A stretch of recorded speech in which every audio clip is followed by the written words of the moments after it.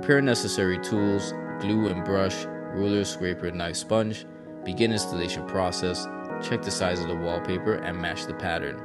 Clean the wall and ensure it is dry. Make sure it is smooth with no bumps. Brush the glue on wall evenly.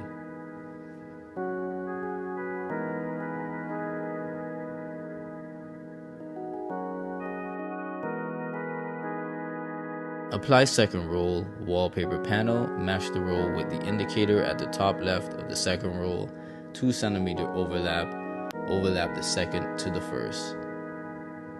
Use knife to cut down the center of the overlap all the way to the bottom and peel away the excess.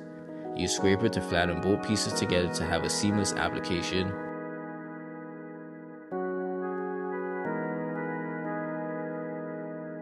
Cut away all corners and edges of the wallpaper.